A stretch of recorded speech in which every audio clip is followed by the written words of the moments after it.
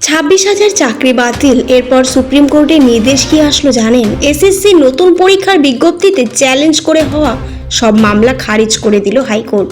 এসএসসির নতুন বিজ্ঞপ্তি নিয়ে মামলা হয়েছিল হাইকোর্টে। সোমবার মামলার শুনানি শেষ হয়। বুধবার দুপুরে সেই মামলার রায় ঘোষণা করল বিচারপতি সৌমেন সেন এবং বিচারপতি স্মিতা দাসের division bench. School service commission এর নতুন নিয়োগ প্রক্রিয়ার বিজ্ঞপ্তি সংক্রান্ত সব আবেদন খারিজ হয়ে গেল উচ্চ আদালতে। বুধবার রায় দিতে কলকাতা হাইকোর্ট জানিয়ে দিল, এসএসসির বিজ্ঞপ্তিতে কোনো হস্তক্ষেপ নয়। এসএসসির নতুন বিজ্ঞপ্তি নিয়ে হাইকোর্টে মামলা হয়েছিল। বুধবার দুপুর 2টো নাগাদ মামলার রায় ঘোষণা শুরু হয় বিচারপতি সৌমেন সেন এবং বিচারপতি স্মিতা দাসের ডিভিশন বেঞ্চে।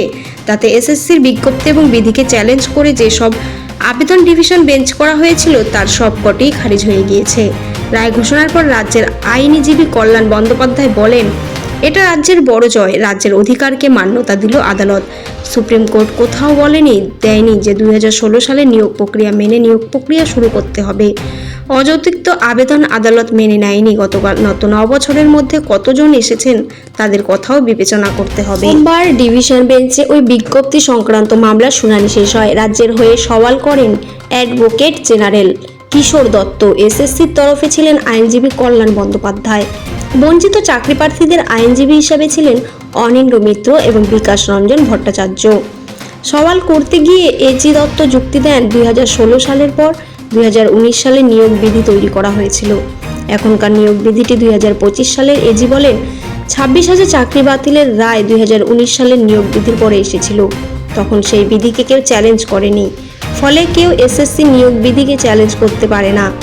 এসএসসি নির্ধারিত মূল্যায়ন বিধি প্রসঙ্গে তিনি আরও বলেন, কোনো নিয়োগ প্রক্রিয়ার প্রার্থীদের যোগ্যতা মান কী হবে তা নিয়োগকারীই নির্ধারণ করে। ফলে কি যোগ্যতা থাকা প্রার্থীদের আবেদন গ্রহণ করা হবে সেই সিদ্ধান্ত নিতে পারে এসএসসি। যে কোনো চাকরিতে অভিজ্ঞতাকে প্রাধান্য দেওয়া হয়, এক্ষেত্রেও তাই শিক্ষকতার অভিজ্ঞতাকে গুরুত্ব দেওয়া হয়েছে। অন্যদিকে কল্যাণও বলেন কিভাবে কমিশনের আইনকে চ্যালেঞ্জ করা যায়। হাইকোর্টের ডিভিশন বেঞ্চ শুধু বলেছে নিয়োগ প্রক্রিয়া শুরু করতে হবে, কোনো বিধি মেনে করতে হবে বলেনি। কোথায় বলা আছে 2016 সালের বিধি মেনেই নিয়োগ করতে হবে?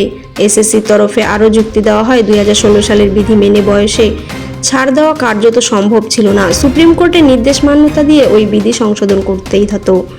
যদিও মামলাকারীর আইনজীবী দাবি করেন বিধি সংশোধন করা হোক বা না হোক, এসএসসির ভুলেই আজ এই পরিস্থিতি তৈরি হয়েছে। ইচ্ছাকৃতভাবে সুপ্রিম কোর্টের নির্দেশ লঙ্ঘন করা হয়েছে বলেও অভিযোগ তোলেন তারা।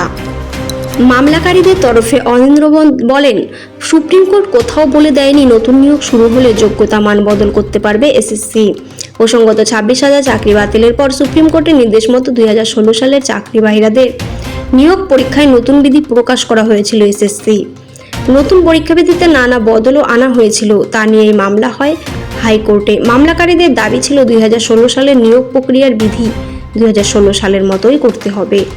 উল্লেখ্য, দয়া বিধিতে বলা হয়েছে এবার 60 নম্বরের লিখিত পরীক্ষা নেওয়া হবে। আগে যা 55 নম্বরে ছিল। শিক্ষাগত যোগ্যতার উপরে 35 নম্বরের পরিবর্তে রাখা হয়েছিল সর্বোচ্চ 10 নম্বর। ইন্টারভিউয়ের ক্ষেত্রে 10 নম্বর, শিক্ষকতার অভিজ্ঞতা এবং লেকচার ডেমনস্ট্রেশনের উপর সর্বোচ্চ 10 নম্বর করে রাখা হয়েছিল। শুধু তাই নয়, 2025 সালের 1 জানুয়ারি হিসাবে তাদের বয়স সর্বোচ্চ 40 বছর। তারাই নিয়োগের জন্য আবেদন জানাতে পারবেন বলেও জানিয়েছিল এসএসসি। বুধবার শেষমেশ এসএসসির সেই সিদ্ধান্তকেই মান্যতা দিল উচ্চতর আদালত। আজকের খবর এতটুকুই। এরকম আরও খবর পেতে অল টাইম নিউজে চোখ রাখুন। ধন্যবাদ।